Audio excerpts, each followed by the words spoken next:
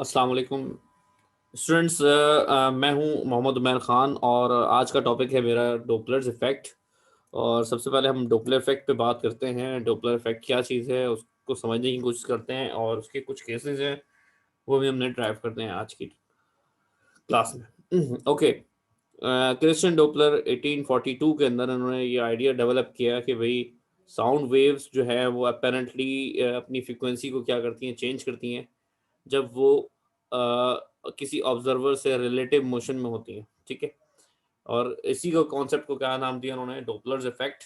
और ये बाद में डोपलर इफेक्ट जो है वो तीनों टाइप्स की वेव्स के ऊपर इम्प्लीमेंट हो सकता था, साउंड वेव के ऊपर भी, लाइट वेव के ऊपर भी और वाटर वेव के ऊपर भी।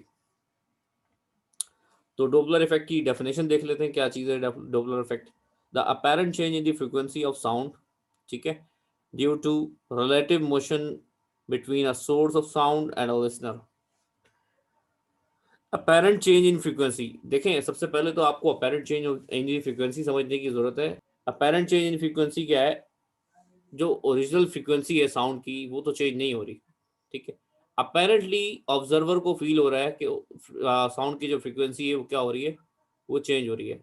तो जो ऑब्जर्वर को फील हो रहा है उसको कहेंगे हम apparent change in the frequency. ठीक है, अब वो क्या है, वो किस वजह से, वो है relative motion of the source and the sound. अब रिलेटिव मोशन क्या यह है कि अगर लेट से सोर्स ऑफ साउंड, कोई भी लेट से मैं एग्जांपल देता हूँ, एक एम्बुलेंस है, सोर्स ऑफ साउंड है, जिसमें से सोर्स जो है वो, जिसमें से साउंड क्या हो रहा है, इमिट आउट हो रहा है, वो लिसनर से कुछ रिलेटिव मोशन में है, यानी कि उसके करीब आ रही है या उससे दूर जा रही है, या लिसनर उसके करीब जा रहा है या उससे दूर जा रहा है, या दोनों एक दूसरे के करीब आ रहे हैं या दोनों एक दूसरे से दूर जा रहे हैं। ये सारी केसेस कौन से, ये एक दूसरे के साथ रिलेटिव मोशन में है, एक दूसरे के साथ रिलेट है, तो इस मोशन को क्या कहते हैं, रिलेटिव मोशन कहते हैं। ठीक है, अब डोपलर इफेक्ट की केसेस समझने से पहले मैं आपको सबसे पहले ये तीन कॉन्सेप्ट जो लिखे हुए हैं, वेलोसिटी, वेवलेंथ और फ्रीक्वेंसी, इनको डिस्कस करना चाहूंगा। पहले पहले ये समझ लें, उसके बाद फिर इनके केसेस पे चलते हैं, क्या है, कैसे हैं केसेस। ठीक है, सबसे पहले वेलोसिटी, सबको पता ही होगा, डिस्टेंस अपॉन टाइम होता है या डिस्प्लेसमेंट अपॉन टाइम होता है। डिस्टेंस है डिवाइड बाय टाइम है तो उसको स्पीड भी कह सकते हैं, और डायरेक्शन है यानी कि डिस्प्लेसमेंट है और डिवाइड बाय टाइम है तो उसको वेलोसिटी भी कह सकते हैं। ठीक है, ये तो सबको पता ही होगा। Okay, frequency, number of vibrations पर सेकंड। देखें आप, ये यहाँ पे सेम सामने आपको वेव्स नजर आ रही हैं, ये एक क्रस्ट है और ये एक ट्रफ है। जो अपर पार्ट है वो क्रस्ट और ये लोअर पार्ट क्या है, ट्रफ।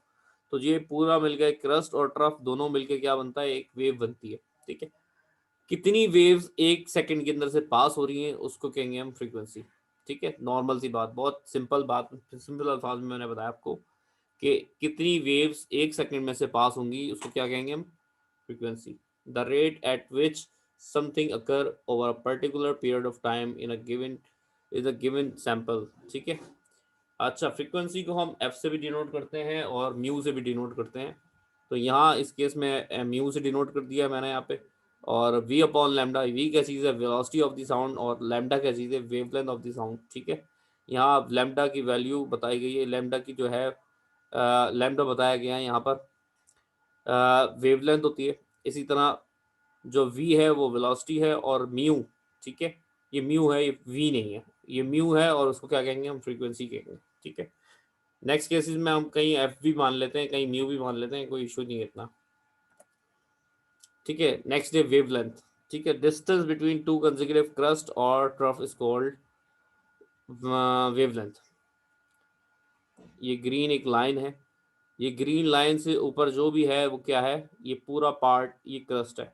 ठीक है, ठीक है, और उसके बाद ग्रीन लाइन से बिलो जो भी है, ये नीचे वाला पार्ट, ये पूरा क्या है, ये पूरा जो है वो ट्रफ है। तो अगला वाला दोबारा ये क्या आ गया, क्रस्ट आ गया, और दोबारा क्या आ गया, ट्रफ आ गया। तो ये दो वेव्स नजर आ रही होंगी। एक क्रस्ट से दूसरे क्रस्ट तक का डिस्टेंस, पहला क्रस्ट यहाँ से शुरू हुआ, दूसरा क्रस्ट यहाँ से शुरू हो रहा है, इन दोनों के बीच में जो डिस्टेंस होगा वो क्या कहलाएगा, वेवलेंथ कहलाएगी। उसको लैम्डा से डिनोट करते हैं। ठीक है, ये सिंबल है उसका, ये आ गई वेलोसिटी और ये आ गई फ्रीक्वेंसी। एफ कैसे, एफ कहते हैं या म्यू कहते हैं, एक ही बात है। ठीक है, वेवलेंथ आ गई लैम्डा, वी आ गई वेलोसिटी और एफ आ गई फ्रीक्वेंसी। ठीक है, ये तीन कॉन्सेप्ट पता लग गया अब आप। और रीजन भी अब सबसे पहले जान लेते हैं, सबसे पहले रीजन जानते हैं इसका, डोपलर इफेक्ट का रीजन क्या है। ठीक है। Source of the wave is moving towards the observer. Source of the wave यानी कि कोई साउंड सोर्स थी जिसमें से साउंड इमिट आउट हो रहा था। फॉर एग्जांपल एक एम्बुलेंस है जिसमें से साउंड इमिट आउट हो रहा है, ठीक है। Moving towards an observer, observer के करीब जा रही है, तो उससे क्या होगा, हर एक सेकंड गुजरने के बाद उस एम्बुलेंस का और उस ऑब्जर्वर का डिस्टेंस क्या होगा, कंपैरेटिवली स्लो कम होता जाएगा।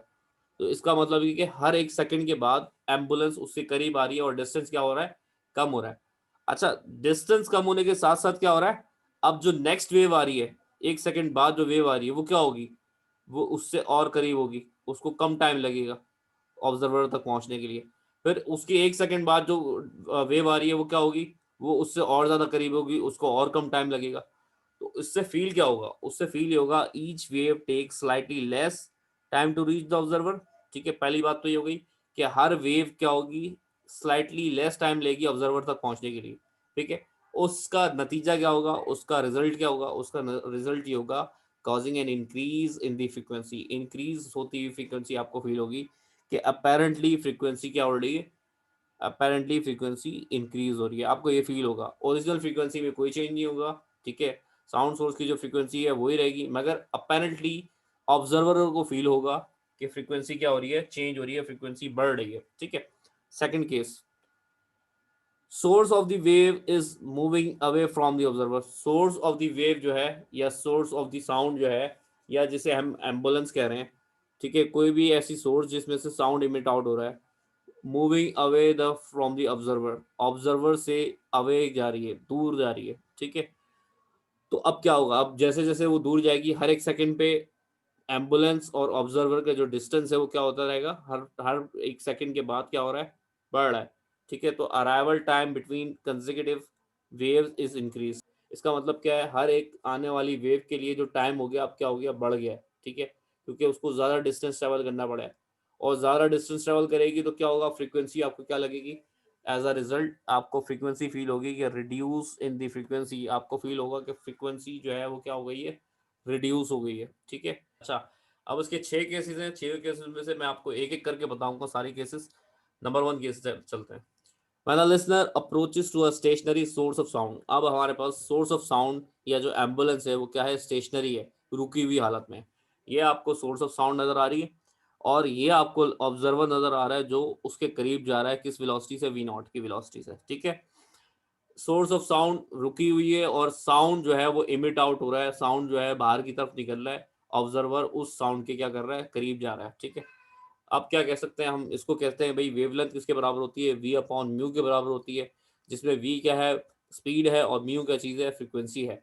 ठीक है, let a listener approaches to a stationary source with a velocity of v naught. ये जो ऑब्जर्वर है या जो लिसनर है वो अप्रोच कर रहा है इस एम्बुलेंस को या इस साउंड सोर्स को किस वेलोसिटी से, वी नॉट की वेलोसिटी से। इस ऑब्जर्वर की जो वेलोसिटी है वो क्या है, वी नॉट है। ठीक है, then the relative speed will be v plus v naught. Sound source जो है वो इमिट आउट कर रही है साउंड, और साउंड किस तरफ पहुंचता है, साउंड पहुंच रहा है ऑब्जर्वर तक। ठीक है, और ऑब्जर्वर भी उसकी तरफ पहुंच रहा है, तो वेलोसिटीज क्या होंगी, एड अप होंगी।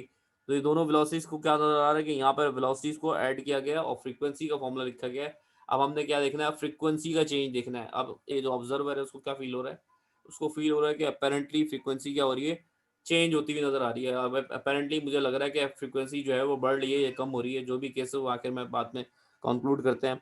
ठीक है, तो उसको ये फील हो रहा है कि उसकी फ्रीक्वेंसी क्या हो रही है, चेंज हो रही है। तो हम फ्रीक्वेंसी का जो पहली फ्रीक्वेंसी थी, जो ओरिजिनल फ्रीक्वेंसी है साउंड की, उसको नाम देते थे म्यू।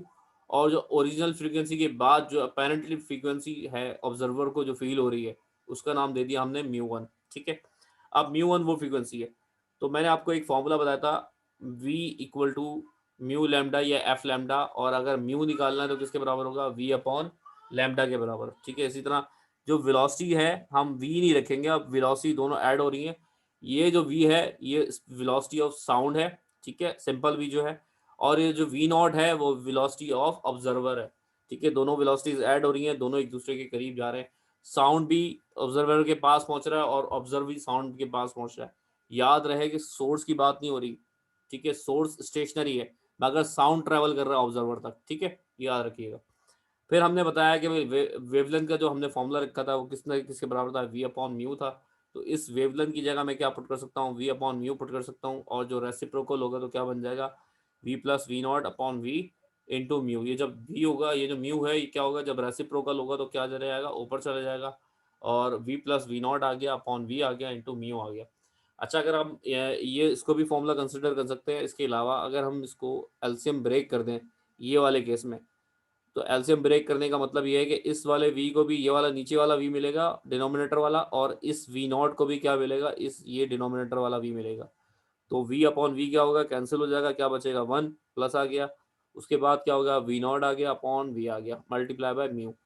अच्छा, अब नॉर्मल सी बात है, अब आपको आइडिया नहीं हो रहा होगा फ्रीक्वेंसी बढ़ी है कम हुई, तो इसका तरीका सबसे अच्छा ये है, आप इसको म्यू को अंदर मल्टीप्लाई करके देख लें।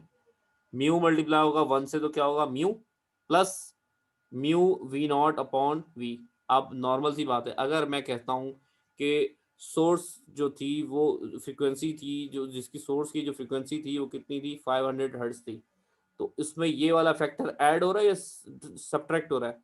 नजर आने वाली बात ये कि ये वाला जो फैक्टर है वो क्या हो रहा है, उसके साथ ऐड हो रहा है। तो 500 प्लस समथिंग में जा रही है, इसका मतलब फ्रीक्वेंसी क्या हो रही है, apparently इंक्रीज हो रही है। The listener feel apparently greater frequency and more shrill sound.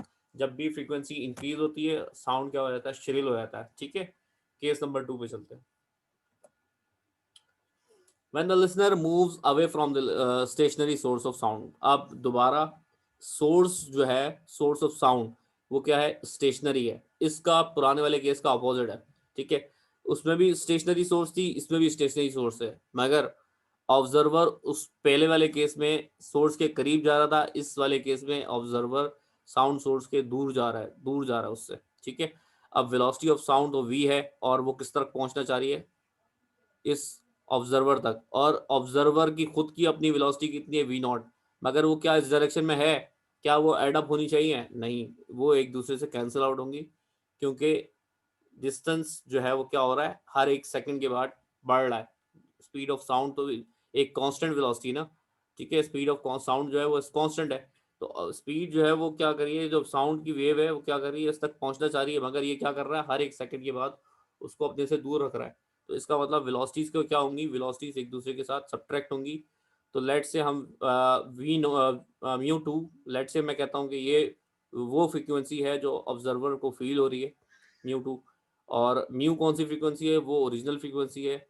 अब केसेस में पहले वाले केस से अब डिफरेंट काम होगा, यहाँ पर पहले वी प्लस वी नॉट आ रहा था, अब यहाँ पर आ रहा है v minus v naught upon lambda, और लेमडा हमें पता है किसके बराबर होता है, वी अपॉन म्यू के बराबर होता है। तो इसमें इस केस में यहाँ पर मैं पुट कर सकता हूँ वी अपॉन म्यू, और जब ये रेसिप्रोकल होगा तो क्या बन जाएगा, v minus v naught upon v, और जब ये म्यू रेसिप्रोकल हुआ तो वहाँ ऊपर चला गया। ठीक है, और लास्ट स्टेप, इसको भी मैं कह रहा हूँ कि इसको भी आप फॉर्मूला मान सकते हैं, मगर ज़्यादा बेहतर ये कि ये फॉर्मूला दिखाएं। तो लास्ट स्टेप में क्या किया है इन्होंने, लास्ट स्टेप में एल्सियम ब्रेक किया है, v अपॉन वी हो गया, माइनस का वी नॉट अपॉन वी हो गया, v से v कैंसिल हो गया, 1 बचेगा, माइनस का वी नॉट अपॉन वी हो गया, मल्टीप्लाई बाय म्यू। ठीक है, अब आप अगेन जो है आप कंक्लूड कर लें कि फ्रीक्वेंसी अपेरेंटली फ्रीक्वेंसी जो है वो म्यू टू, वो पहली वाली फ्रीक्वेंसी म्यू से बड़ी है या कम है। ठीक है, अब आप देखें म्यू मल्टीप्लाई हुआ अंदर, म्यू मल्टीप्लाई होगा 1 से तो क्या हो जाएगा, म्यू, फिर इसी तरह म्यू इससे मल्टीप्लाई होगा तो क्या हो जाएगा, mu v naught upon v. लेट से मैं कहता हूँ ओरिजिनल फ्रीक्वेंसी है वो कितनी है, 500 हर्ट्ज, तो 500 माइनस का ये फैक्टर आ रहा है ना, 500 में से ये फैक्टर क्या हो रहा है, माइनस हो रहा है, तो इसका मतलब क्या होगा, अब वैल्यू कुछ भी होगी वो 500 से छोटी होगी, कोई भी वैल्यू होगी वो 500 से क्या होगी, छोटी होगी। इसका मतलब ये है कि अपेरेंट जो फ्रीक्वेंसी होगी अब वो क्या होगी, वो थोड़ी कम होगी। अब लिसनर को क्या फील होगा, listener feels apparently less frequency. ठीक है, पहले ग्रेटर फ्रीक्वेंसी थी अब लेस फ्रीक्वेंसी हो रही, और उसको जो साउंड फील होगा वो क्या होगा, ग्रेव। ठीक है, वो ग्रेव साउंड फील करेगा। ठीक है, अब दोनों केसेस आ गया, पहला वाला जिसमें इंक्रीज होती है फ्रीक्वेंसी और उसमें श्रिल साउंड फील करता है वो, और दूसरा वाला केस क्या है जिसमें फ्रीक्वेंसी लेस है और ग्रेव साउंड फील कर रहा है उसको केस। ठीक है, अब थर्ड केस पे चलते हैं। Okay, when the source of sound moves towards a stationary listener. अब ऑब्जर्वर या लिसनर जो है वो स्टेशनरी है, एम्बुलेंस या सोर्स ऑफ साउंड जो है वो आपकी तरफ या ऑब्जर्वर की तरफ मूव होती हुई आ रही है। ठीक है, अब इसमें बात क्या करते हैं। अब इसमें नजर आने वाली बात यह है कि जैसे जैसे वेव लेंथ की बात करते हैं, जैसे जैसे ये साउंड सोर्स ऑब्जर्वर के करीब बढ़ रही है, तो आपने देखा होगा हर एक सेकंड या माइक्रो सेकंड के अंदर जो है इसकी डिस्टेंस क्या होता जा रहा है, ये कम होता जा रहा है, कंपैरेटिवली जो है कम होता जा रहा है। जहाँ यहाँ डिस्टेंस कम होगा तो यहाँ इस साइड से क्या हो रहा होगा, यहाँ इस साइड से डिस्टेंस बढ़ रहा होगा। इसका मतलब ये है कि यहाँ पर वेव क्या हो रही होगी, कंप्रेस हो रही होगी। जैसी वेव आई पहली, उसके फौरी क्या बात क्या हुआ, सोर्स जो है वो आगे बढ़ गई, तो इसका मतलब क्या हुआ, अगली वेव आने से पहले वेव, दोनों वेव्स क्या हो गई, एक दूसरे के करीब आ गए। इसी तरह ये तीनों वेव्स, चारों वेव्स क्या हो रही हैं, एक दूसरे के साथ बहुत करीब करीब डिस्टेंस पे। इस वजह से, क्योंकि एक तो साउंड चल रही है, ऊपर से सोर्स भी चल रही है। ठीक है, सेम सोर्स भी उसी डायरेक्शन में चल रही है। तो ये जो इनकी जो वेव्स होंगी वो क्या होंगी, यहाँ पर कंप्रेस होती हुई नजर आएंगी होंगी। ठीक है, यहाँ पे वेवलेंथ इनकी क्या होती होगी, यहाँ इनकी वेवलेंथ चेंज होती हुई नजर आ रही होगी। देखें, लेट से मैं कहता हूँ कि अगर ये इन दोनों के बीच का जो डिस्टेंस है वो ये वाला है और उसका नाम है वेवलेंथ लैम्डा। अब यहाँ पर जो फ्रीक्वेंसी है, यहाँ पर जो वेवलेंथ है वो क्या है, चेंज है। ठीक है, तो ओरिजिनल वेवलेंथ से हट के वेवलेंथ होगी, इसका नाम दिया हमने लैम्डा प्राइम। और लैम्डा का फॉर्मूला आपको पता है, वी अपॉन म्यू था। ठीक है, अब इसमें वेलोसिटीज क्या हो रही हैं, सब्ट्रैक्ट हो रही हैं। वजह क्या है इसकी सब्ट्रैक्ट होने की, लेट से अगर मुझे नज़र आ रहा है कि भाई इधर लैम्डा जो है वो कम हो रहा है, लैम्डा जो है इधर वैल्यू कम हो रही है, तो इसका मतलब क्या है, मुझे ऊपर नॉमिनेटर वाली जो वैल्यू है उसको सब्ट्रैक्ट करना पड़ेगा और डिनोमिनेटर वाली वैल्यू को क्या रखना पड़ेगा, बड़ा ही रखना पड़ेगा। तो इस वजह से मैं इस v में से, ये v कौन सी वेलोसिटी है, ये v है स्पीड ऑफ साउंड। समझ लो कि स्पीड ऑफ साउंड की जो यहाँ पे जो वेलोसिटी है उसको किससे रिप्रेजेंट कर रहे हैं हम, v से। vs क्या चीज़ है, vs सोर्स की स्पीड है। ठीक है, जो एम्बुलेंस है किस स्पीड से चल रही है, वो इस स्पीड से चल रही है, vs की स्पीड से। और स्पीड ऑफ साउंड कितनी है, वो है v। और म्यू क्या चीज़ है यहाँ पे, फ्रिक्वेंसी। ठीक है, अब फाइनल फ्रिक्वेंसी की बात करते हैं, केस नंबर 3 है तो उसके एतबार से मैंने नाम दिया है म्यू 3। और वो बराबर होगी वी अपॉन लेमडा प्राइम के। और वी तो एज इट इज़ है, लेमडा प्राइम की जगह मैं इसकी ये वाली वैल्यू पुट कर देता हूँ, v minus v s upon mu. इसी तरह हम जब रेसिप्रोकल करेंगे तो v upon v minus v s हो जाएगा, इंटू म्यू हो जाएगा। ठीक है, इस केस में आप क्या करेंगे, इस केस में देखेंगे listener feels apparently greater frequency. अब फ्रीक्वेंसी क्या हो रही है, आपको फील हो रही है कि ग्रेटर है, और आवाज़ क्या हो रही है, श्रिल होती हुई, बारीक पतली होती हुई आवाज़ उसको फील हो रही है। ठीक है, ये केस नंबर 3 है हमारे पास। केस नंबर 4 पे चलते हैं। When a source of sound moves away from a stationary listener. Source of sound है जो ऑब्जर्वर से या लिसनर से क्या हो रहा है, दूर जा रहा है। ठीक है, अब जब दूर जाएगा तो देख लें दोबारा कि जैसे जैसे वेव आगे बढ़ रही है उसके साथ साथ उसकी वेलोसिटी भी उस पर बढ़ रही है। तो यहाँ पर वेवलेंथ क्या हो रही थी, कम हो रही थी। इस साइड पे क्या हो रही है, इस साइड पे वेवलेंथ बढ़ रही है। जो अपेरेंट वेवलेंथ है क्या है, वो अलग है। अभी जो वेवलेंथ है वो क्या है, ये है। तो अभी जो वेवलेंथ है वो क्या होगी, हमें यहाँ पर जो नज़र आएगी, हमें वो बढ़ती हुई नज़र आएगी। ठीक है, तो इसका मतलब है ऑब्जर्वर को जो वेवलेंथ फील होगी वो क्या होगी, वो ज़्यादा फील होगी। ठीक है, अब बात करते हैं लैम्डा प्राइम की। अब यहाँ पर क्या होगा, वेलोसिटीज ऐड हो रही हैं, वी प्लस वी एस हो गया अपॉन वी हो गया। म्यू जो है हमारे पास फ्रीक्वेंसी है, ओरिजिनल फ्रीक्वेंसी। अब जो अपेरेंट फ्रीक्वेंसी इस ऑब्जर्वर को फील होगी उसका नाम दिया मैंने mu 4, equal to v upon lambda 2 या लेमडा प्राइम, डबल प्राइम भी कह सकते हैं इसको। लेमडा पर डबल प्राइम की वैल्यू जो है ऊपर गिवन है, one v plus v s upon v plus v s upon mu. और वी आ गया as it is, lambda prime की जगह वी प्लस वी एस आ गया अपॉन म्यू आ गया। और ये जो म्यू रेसिप्रोकल होगा तो किधर हो जाएगा, ऊपर चले जाएगा, वी प्लस वी एस हो गया डिनोमिनेटर में, और वी आ गया नोमिनेटर में, मल्टीप्लाई बाय म्यू। अब इस केस में क्या होगा, listener feels apparently less frequency and more grave sound. अब फ्रीक्वेंसी क्या फील हो रही होगी, इस ऑब्जर्वर को लेस फ्रीक्वेंसी फील हो रही होगी, और ग्रेव साउंड जो है वो आपको मिल रहा होगा, थोड़ा भारी आवाज़ मिल रही होगी। ठीक है, तो श्रिल साउंड नहीं होगा इस मरतबा ग्रेव साउंड होगा। ठीक है, नेक्स्ट देख लेते हैं, case number 5। when a source of sound and listener both approaches to each other। अब क्या हो रहा है, सोर्स ऑफ साउंड और लिसनर दोनों एक दूसरे के करीब आ रहे हैं। अगेन लैम्डा यहाँ पर चेंज हो रहा होगा, यहाँ पर फ्रीक्वेंसी क्या हो रही होगी, चेंज हो रही होगी। अब पहला वाला केस कौन सा था हमारे पास, देख लें। When the source of sound and the listener both approaches to each other. Source of sound भी लिसनर के करीब जा रही है और लिसनर भी सोर्स ऑफ साउंड के करीब जा रहा है। तो दोनों केस, पहला और तीसरा दोनों केस क्या किए उन्होंने, मर्ज किए हैं। मैं पहले केस पे लेके चलता हूँ पहले आपको। पहला केस क्या था, ऑब्जर्वर था। पहले केस में ऑब्जर्वर जो है वो अप्रोच कर रहा था सोर्स को। थर्ड केस क्या था, जिसमें सोर्स अप्रोच कर रही थी ऑब्जर्वर को, ठीक है। और इसमें हम क्या कर रहे थे, वी माइनस वी एस कर रहे थे इस वाले फॉर्मूले में, और पहले वाले फॉर्मूले में क्या कर रहे थे, वी प्लस वी नॉट कर रहे थे, ठीक है। अब फिफ्थ वाले फॉर्मूले में इन दोनों का कॉम्बिनेशन देखा जाएगा, आप देख सकते हैं हम इसको। फिफ्थ वाले फॉर्मूले में वी प्लस वी नॉट आ गया, केस नंबर 1 से लिया है, और वी माइनस वी एस जो है वो केस नंबर 3 से अटैच किया है, इसके साथ मल्टीप्लाई बाय म्यू, वो सबके साथ सेम है। और इसमें भी हम बता सकते हैं कि केस नंबर 5 में जो म्यू 5 है, जो अपेरेंट फ्रीक्वेंसी इस ऑब्जर्वर को फील होगी वो बड़ी होगी अपेरेंट ओरिजिनल फ्रीक्वेंसी से। Listener feels apparently greater frequency and more shrill sound. Last case देख लेते हैं इसका। When the source of sound and the listener both moves away from each other।